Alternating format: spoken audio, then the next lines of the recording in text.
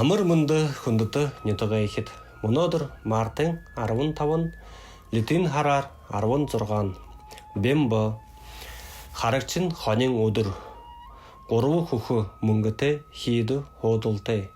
Дивзийн мөшин 11, жидзийн мөшин 12. Өнөөдөр хада наха утдахада боён уйлдахада хайн. Дайсны наморуулахада хайн. Ихо суглаа гэхэд moo. Өхө авахад moo, өвшин хүрх. Харгай замдаа гарахад moo. Өхөр жылтай хүнд хайн.